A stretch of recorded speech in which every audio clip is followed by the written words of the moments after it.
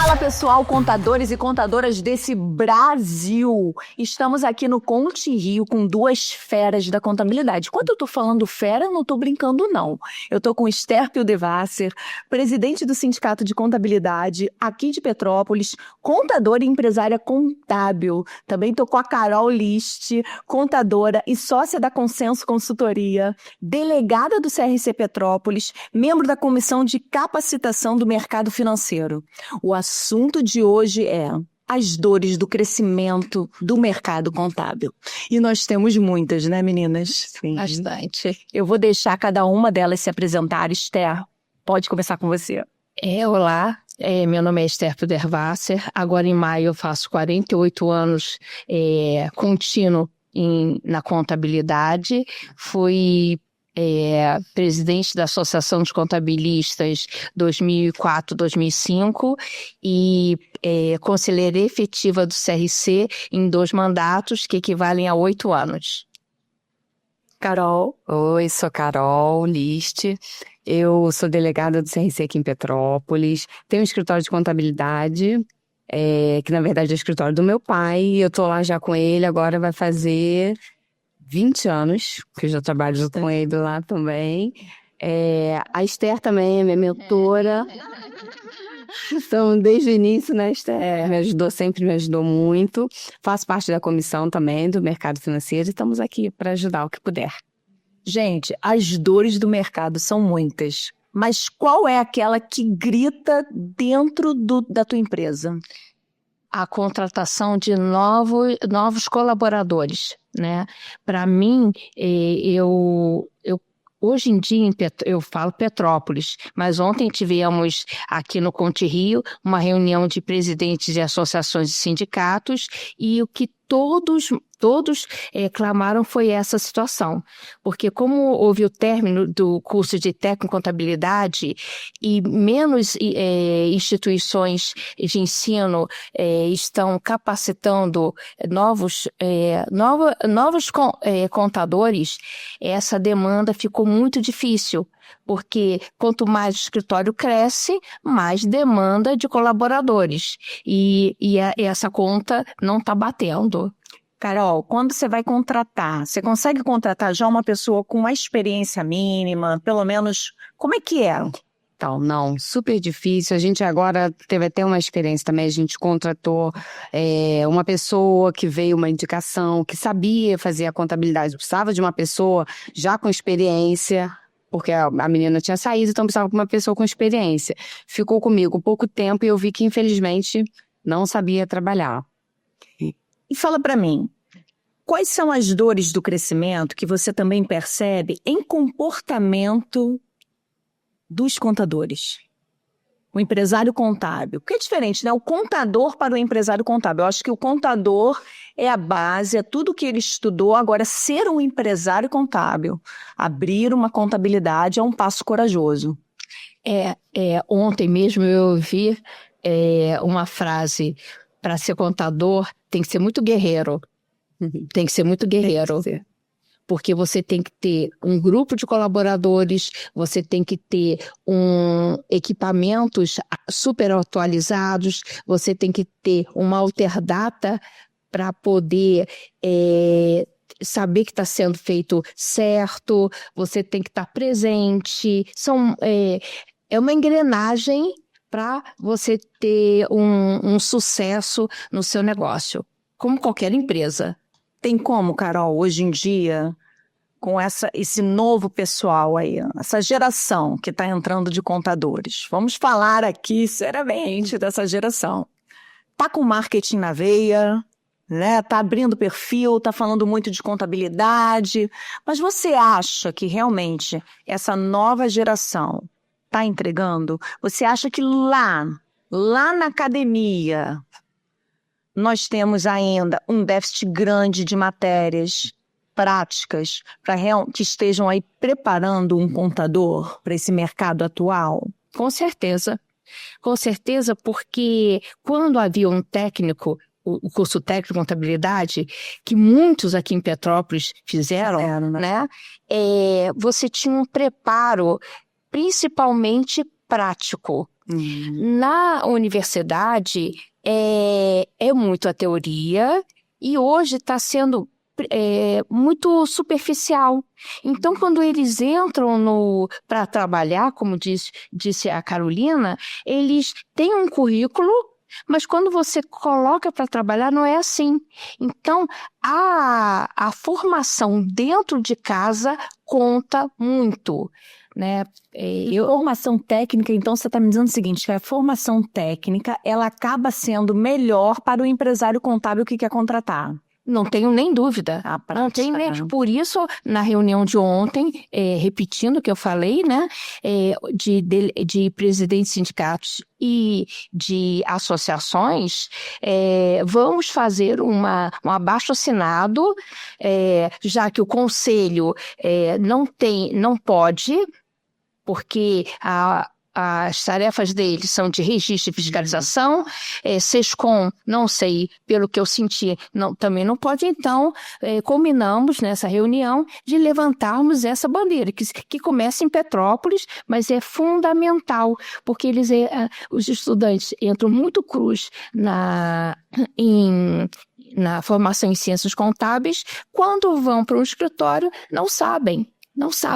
Então, e o que a gente precisa? Nós precisamos de pessoas que saibam ou tenham a coragem de querer aprender, de querer crescer na profissão. Falta proatividade, Carol? Com certeza, com certeza. A Esther estava falando e eu admiro muito as pessoas, igual a Esther, que é contadora, se escritório sozinho, porque é difícil. É difícil para o contador, principalmente o sozinho. E eu dou sorte, porque meu pai tem um escritório e eu tenho mais 2 irmãs que trabalham comigo. Então, a gente consegue dividir as tarefas. Agora, você tomar conta de um escritório sozinho é muito difícil. E a gente não está falando de um escritório despreparado, porque eu conheço o trabalho de vocês duas, eu conheço as automações que estão lá dentro. Quer dizer, então vocês já estão tecnologicamente muito bem embasadas. Agora, a minha curiosidade para a contabilidade, essa questão da consultoria, vamos vender a consultoria, é fácil assim? Eu penso que não, né? Porque nós estamos conversando antes, um empresário não... Muitos pensam que é só abrir a porta da garagem e funcionar. Não é assim. Muitos pensam que o que venderem naquele dia, aquele foi o lucro dele, e não é. O investimento em equipamento, ter uma organização no trabalho, tudo isso tem que vir nato da pessoa.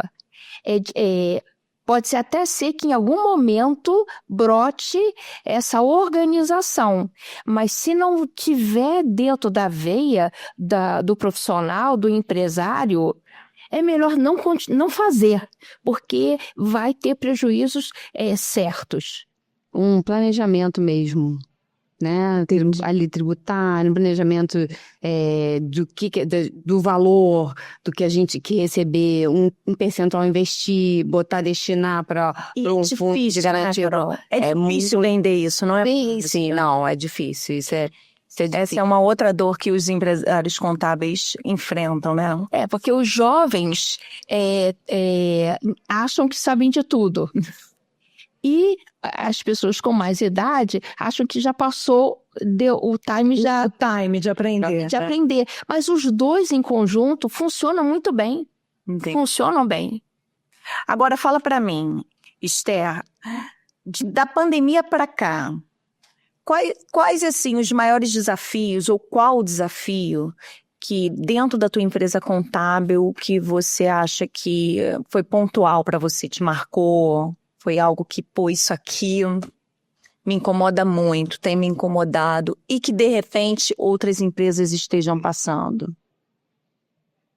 Ainda bato, né, na tecla de que o despreparo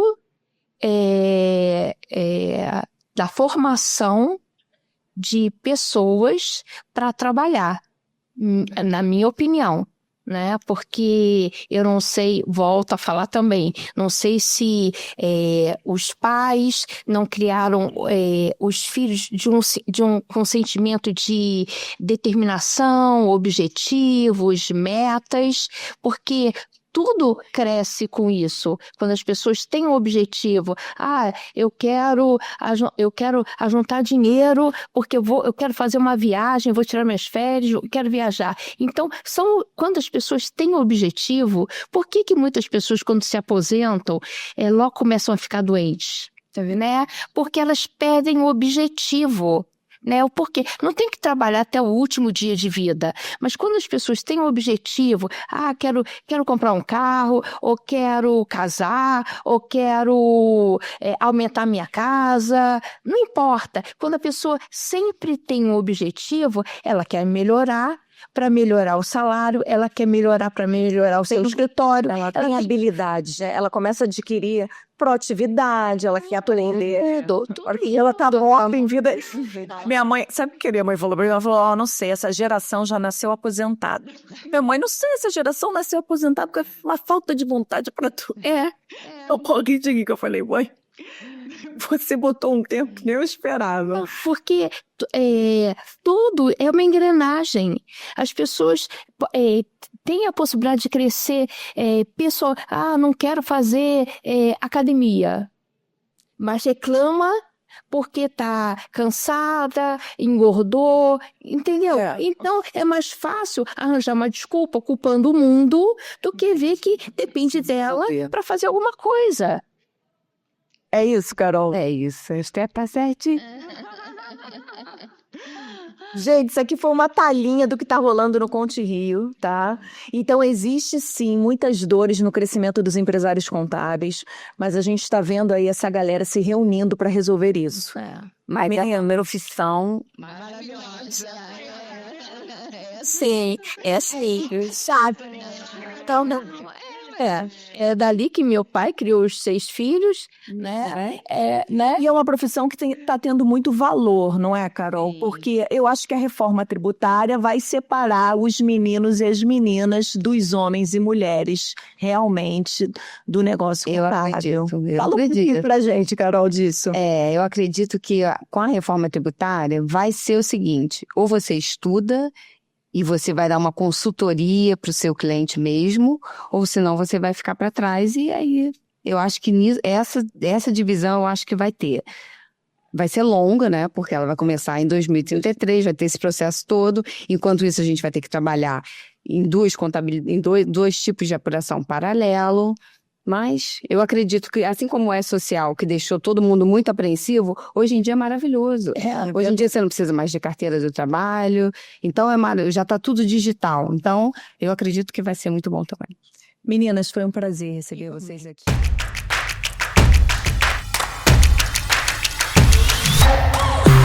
Continuando, agora estamos recebendo aqui no Conte em Rio, no Altercast Alterdata, o Dr. João Ricardo Aires da Mota, advogado com experiência de mais de 25 anos nesse mercado em direito civil, empresarial e direito de família e sucessões.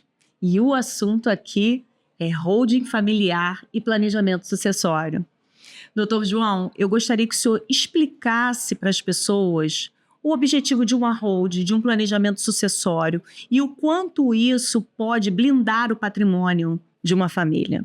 Então, primeiramente, eu quero agradecer o convite e quero lhe dizer que eu acho que a gente tem que desmistificar um pouco essa história, né? Que não é a holding familiar, a criação da holding familiar não é para blindar o patrimônio de credores, eventualmente. Então, muita gente vende esse produto da holding familiar como se fosse um salvo-conduto para você dever à vontade que nada vai te acontecer. Isso não é verdade. A holding familiar, deixa eu só fazer dar um passo atrás, né? Você tem 3 tipos de planejamento sucessório: a doação, o testamento e a holding familiar. Doação todo mundo já sabe como é que funciona, você doa em vida o seu patrimônio, obviamente respeitando, né, os limites que a lei impõe, porque se você tem herdeiros necessários, Você não pode dispor da totalidade do seu patrimônio, só pode dispor de 50% do seu patrimônio, da parte disponível do seu patrimônio. Então, nós temos a doação, nós temos o testamento, que você faz um documento que pode ser público ou privado, em cartório, ou também de forma privada, no escritório de advocacia, por exemplo. E você estabelece todas as regras do que como você quer que seja dividido o seu patrimônio, né, depois que você morrer. Então, e também tem que ser respeitada as frações que a lei impõe. E o terceiro aspecto é a holding familiar.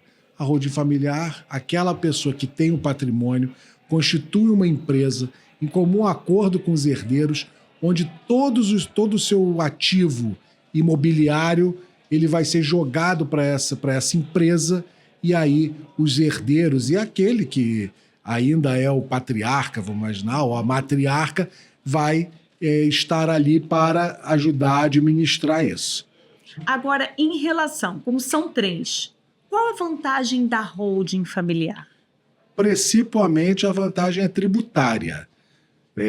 A transferência, o pagamento do imposto de transmissão de bens imóveis, a alíquota é menor do que o imposto de transmissão causa-mortes e doação. Então, quando você constitui a empresa, você paga o ITBI, joga esses imóveis para dentro da empresa, né? Importante dizer que já há uma discussão também jurisprudencial que você pode ter isenção do ITBI quando você constitui a holding familiar, desde que a empresa que está sendo constituída, ela não pode ser de locação de imóvel, nem de compra e venda de imóvel. Porque às vezes o cara fala assim, eu vou criar uma holding familiar para ficar comprando e vendendo imóvel. Vai incidir o ITBI. Vai incidir, não tem jeito. Não tem jeito. Então seria um imóvel para moradia. É o imóvel que você vai administrar. Administrar aquilo. ele. É como se... É o seguinte, você vai criar uma empresa para fazer uma... Eu não gosto de falar blindagem, mas para abraçar todo o seu patrimônio. Só que você não pode fazer... O objetivo dessa empresa não é a compra e venda de imóvel. Não é a compra e venda, não é um negócio. Não é um negócio. Entendi. Exatamente, é isso. Perfeito. Agora, quais são os desafios para a implementação de uma holding que você geralmente enfrenta, que é comum nos seus clientes que chegam e você fala, cara, isso aqui é comum, isso aqui é um desafio na implementação? Primeiro é o custo, né? Você... também tem isso, né? Às vezes pessoas com pouco patrimônio querem constituir uma holding familiar, não vale a pena. Não vale a pena. Isso é para quem tem um patrimônio robusto.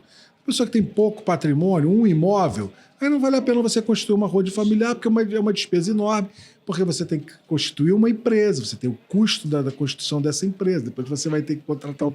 Tem uma linha de corte? Falando financeiramente, sendo objetivo, eu acho que mais vale uma linha de corte de tantos milhões em patrimônio. Valeria a pena? Eu acho que aí é caso a caso, né? Porque a gente também tem que ver as peculiaridades de cada situação. Às vezes a holding familiar, a pessoa quer criar a holding familiar porque tem muita discussão em casa. Então depende do objetivo, exatamente, né? Então... A gente já não tem uma família mais tão... não, às vezes é o seguinte, né? O cara tá vendo que a filha vai casar com um traste. E ele entendeu? quer assegurar. Aí ele quer garantir, né? Então, tá vendo, gente? Já pega aqui. Quais são os casos, então? Não pode colocar, doutor, porque aqui as pessoas às vezes não têm ideia, né? Fica naquele pensamento fechado realmente só da tributação. E para outros casos e afins é muito importante. E são coisas da vida, né? Nós somos seres humanos, então a gente... Muitas vezes, né, os nossos familiares estão entrando em relações que às vezes não vale a pena, o pai já percebendo, ele pode gerar ali uma segurança.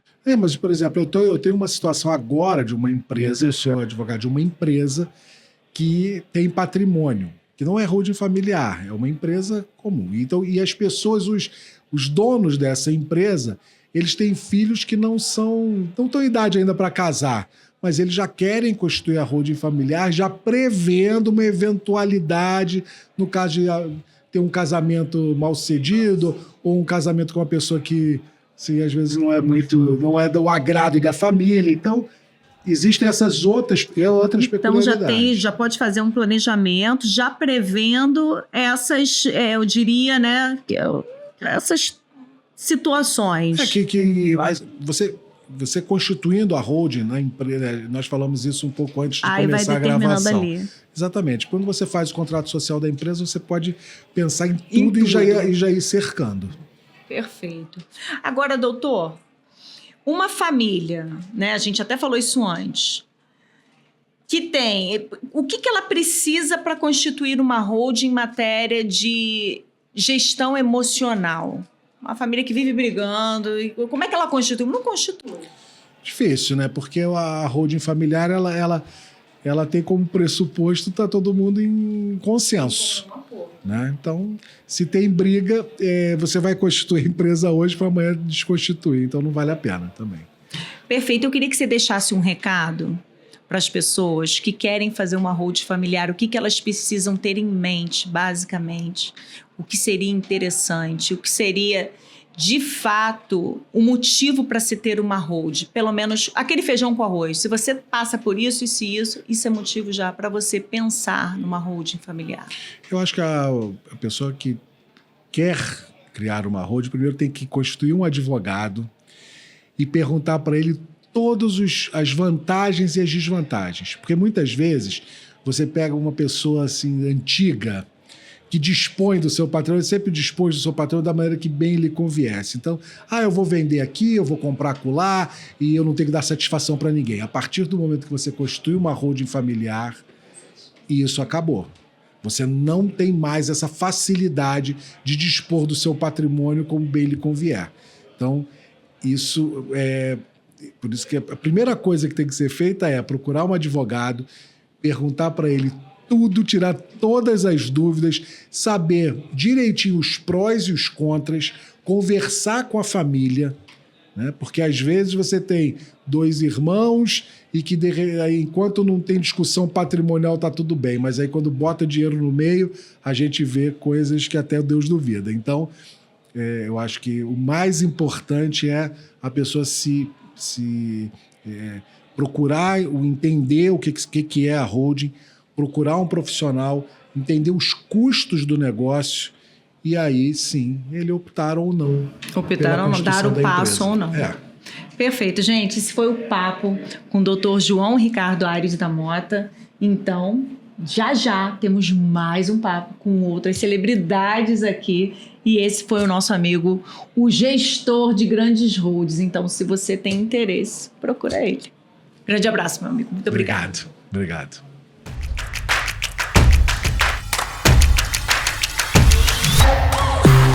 Pessoal, Altercast dentro do Conte Rio. E agora o papo vai ser quente porque a gente vai falar de transação tributária.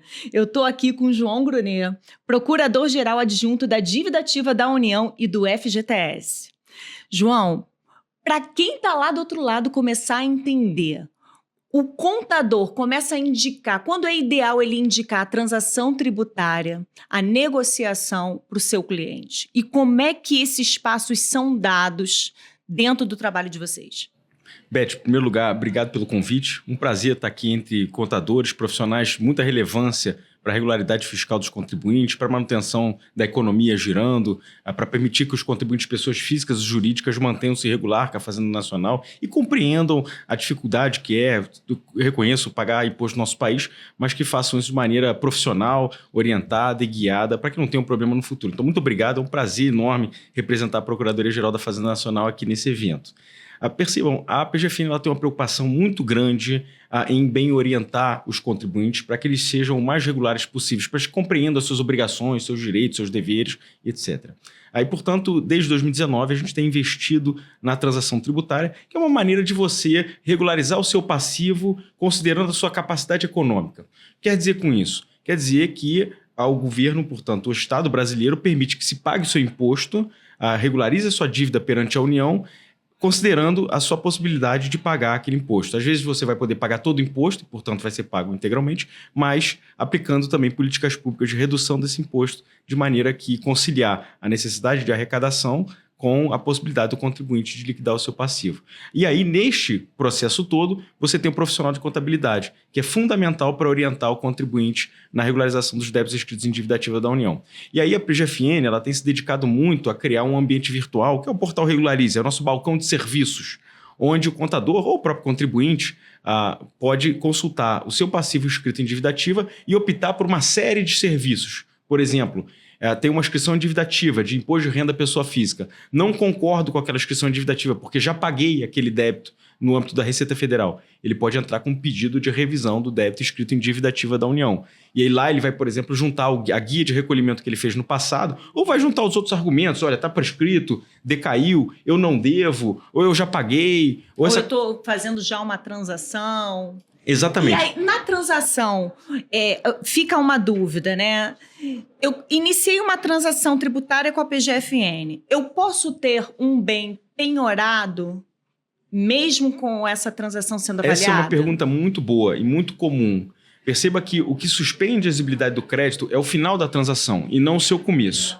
Agora, a orientação dentro da Procuradoria-Geral da Fazenda Nacional é que, em certos casos, quando há uma demonstração de que a transação vai dar certo, ou seja, a gente já tem elementos de que estamos nos finalmente, é possível que o contribuinte solicite, naquele momento, a sustação dos atos de cobrança. Isso acontece bastante. Agora, isso é na transação individual, que pode demorar algumas semanas ou alguns meses.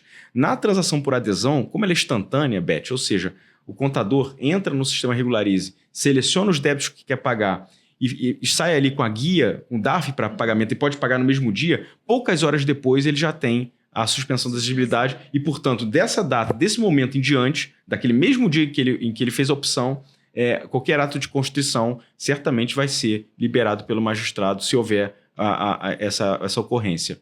Então, assim, nosso compromisso é ofertar a transação por adesão em que você pode instantaneamente resolver um problema, porque isso acontece, você precisar da certidão de regularidade fiscal para provar perante um cliente, ou para participar de uma licitação, ou para provar a própria regularidade fiscal perante um fornecedor, e aí a transação por adesão é ideal, por quê? Porque você consegue sair dali imediatamente com a sua regularidade fiscal.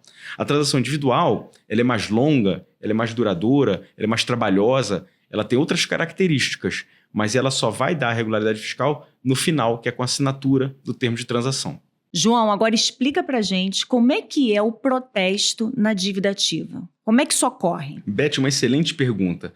Porque, veja, qualquer credor que seja, o público ou o privado, você precisa ir numa crescente de convencimento do contribuinte ou do devedor para que pague aquele débito. Primeiro você contata o seu devedor, pague espontaneamente. Isso com a dívida de condomínio é assim, com dívida de banco é assim, com a dívida da Fazenda Pública também é.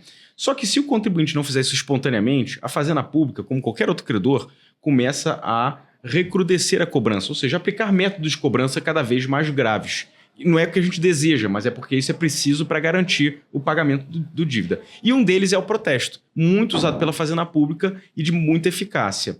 Então, como é que funciona? A Fazenda Pública, diante do não pagamento espontâneo, primeiro se oportuniza o pagamento espontâneo, o parcelamento, a transação, notifica-se o contribuinte por carta, a gente tem notificado contribuintes por SMS também, a gente tem tentado entrar em contato com o contribuinte da melhor maneira possível, mas se não houver o pagamento espontâneo do crédito escrito em dívida ativa, a gente encaminha aquela certidão para o cartório de protestos.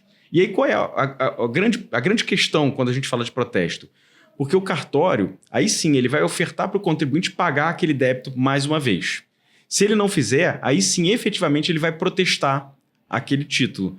E aí, tem um momento que dura alguns poucos dias que o contribuinte ou o contador que está assessorando o contribuinte só pode pagar aquele débito se ele for até o cartório de protestos. E aí, chegando lá, ele paga não só o emolumento do cartório, como também a sua dívida. Agora, passados esses poucos dias, ele pode naturalmente ir lá no site do Regularize da PGFN e regularizar conosco a dívida, parcelando, transacionando, regularizando a sua vida. Então, o parcelamento ele não ocorre no cartório, não é isso? Não. Durante os dias iniciais do protesto, qualquer regularização tem que se dar lá no cartório de protesto. Mas passados esses dias iniciais, que são os 3 dias do cartório de protestos, você pode parcelar junto à Fazenda Nacional no site Regularize. Aí a pendência que vai ficar, isso tudo de maneira eletrônica, a pendência que vai ficar é voltar no cartório de protesto e pagar os emolumentos do cartório. Aí sim você vai ficar regular com a Fazenda Pública e depois regular também com o cartório de protestos. Então, é necessário entender que quando a gente faz o protesto, você agrega um outro ator nessa conversa. Antes a conversa era Fazenda Pública contribuinte, intermediada pelo contador. Agora você tem o cartório de protestos. E aí não só é necessário regularizar com a Fazenda Pública via pagamento, parcelamento ou transação, mas também com o cartório, pagando os emolumentos do cartório e aí sim limpando definitivamente o nome do cartório de protestos. Agora, João, quando é que a gente deve optar pela transação por edital ou a transação individual? Excelente colocação também, porque são opções disponíveis para o contribuinte, mas nem sempre elas estão em ambas as hipóteses. Você vai ter circunstâncias em que esse contribuinte só pode fazer a transação por edital, quando, por exemplo, o débito dele é abaixo de 10 milhões de reais, ele só vai poder optar pela transação por edital. Se o débito for acima de 10 milhões de reais, ele pode adotar a opção por transação por edital ou a transação individual, se for até 45 milhões de reais. Acima de 45 milhões de reais, só a transação individual. Então, Beth, você tem 3 faixas. Até 10 milhões de reais, só por edital. 10 milhões a 45 milhões de reais, edital, que é o edital que está em vigor, né, que é o edital 6 de 2024, e até 45 milhões de reais. Acima de 45 milhões de reais são os débitos elevadíssimos, aí só uma transação individual que permite a regularização daqueles débitos. E como é que ele avalia esse que está nessa faixa, né, até os 45 milhões? O que é melhor ali para ele? É individual ou por edital? Perfeito. O que vai diferenciar? Ele vai olhar por edital e vai ver qual é o framework daquele edital. Ou seja, esse edital me permite pagar em tantas vezes, com uma entrada X, uma entrada W, uma entrada Z, em tantas prestações. E aí ele vai olhar isso, pode simular à vontade no site do Regularize da PGFN, pode ver como é que vão ficar as prestações dali, vai conseguir ver qual é o desconto dele. E aí ele vai ter essa circunstância. E aí ele vai fazer essa avaliação. Agora, se aquilo não for adequado para ele, por exemplo, ele quer ofertar uma garantia na transação, ele quer um escalonamento diferente, e quer ver uma coisa que é muito comum acontecer, Beth? Aquele determinado contribuinte vive de uma sazonalidade de pagamento, ou seja, ele lida para o mercado de bebidas. Mercado de bebidas, a gente sabe que ele fatura muito em junho e no final do ano. E aí, ele não pode pegar uma prestação linear todo mês 1.000. Ele quer pagar 100 nos meses normais e quer pagar 3 mil em junho e em dezembro, que é quando ele fatura mais. Aí, nessa hipótese, o edital jamais vai servir para ele, porque o edital é aquele recorte para todo mundo. Nessa hipótese, é mais interessante que ele vá para a transação individual, porque aí, ali sim, ele vai poder escalonar como ele quiser. Se ele provar, por exemplo, o procurador da Fazenda que for fazer a transação com ele, de que o mais adequado para ele é ter um escalonamento completamente diferente, é importante que ele vá para individual. Um outro exemplo, ele quer fazer as prestações regulares, mas ele quer, ao final do 3º ano, vender um imóvel, por exemplo, que não está afeto à sua atividade econômica. E aí pagar uma grande prestação balão. Não tem dificuldade nenhuma. O edital não vai contemplar isso. Então, na verdade, a individual é uma personalização do pagamento da dívida dele de acordo realmente com as possibilidades que ele tem, com a sazonalidade, com, às vezes, um imóvel que ele quer colocar ali para já entender. Você falou perfeitamente. É a individualização do acordo, onde você vai poder fazer um escalonamento diferente, você vai poder usar um precatório, você vai poder usar um bem para pagar, né? Você vai poder alienar um bem e reverter o fruto daquele bem para pagar a transação. Então, assim, você vai poder customizar a partir das suas necessidades, o que o edital não permite. O edital é para grande massa. Agora, o edital tem uma grande vantagem, porque você sai, no mesmo momento em que você faz a adesão, você sai com um boleto, com DARF para pagar e aí consegue se regularizar. Consegue pegar suas certidões, continuar seu trabalho. E o papel do profissional é muito importante nesse momento, que aí é a hora que você vai ver as duas opções, vai colocar na frente do cliente e vai falar, olha, a opção por edital te dá esses benefícios e as circunstâncias são essas. Agora, se a gente quiser fazer uma customização, que pode ser porque é possível, e a partir desses critérios aqui, é essa, e a gente vai se aventurar para um outro processo de trabalho, que é muito interessante, já rendeu muitos frutos, mas ela tem suas dificuldades, suas peculiaridades também. João, deixa uma mensagem para os empresários desse Brasil. Por que vale a pena a transação tributária, essa proximidade com a Fazenda, para que os problemas sejam resolvidos e o papel fundamental do contador nessa intermediação? Beth, maravilha. O que precisa ficar muito claro é o seguinte, embora a gente esteja eventualmente em lados antagônicos, é preciso compreender que a Fazenda Pública tem se esforçado muito para compreender as necessidades dos contribuintes brasileiros, dos profissionais que lidam com a contabilidade, dos profissionais também advogados, para resolver os problemas. A gente está se colocando numa posição de resolver os problemas para garantir a regularidade fiscal. A PGFN não quer criar novos problemas, criar burocracias desnecessárias, colocar óbices que a gente não sabe que não existem. Então a gente tem se dedicado bastante sob a orientação da nossa Procuradora-Geral para que os sistemas sejam cada vez mais simples, as informações sejam cada vez mais claras, a gente seja cada vez mais transparente para permitir com que o contribuinte possa exercer sua atividade econômica, crescer, empregar, gerar renda, gerar recursos, gerar salário, e assim a gente vai ter um país cada vez melhor. Então contem sempre com a PGFN nessa missão, mandem qualquer tipo de sugestão para aprimoramento, afinal de contas a gente não é perfeito, mas a gente está dedicado a encontrar o melhor caminho para todos. Obrigado mais uma vez. Eu que agradeço. Um abraço, pessoal. Até a próxima. Obrigada.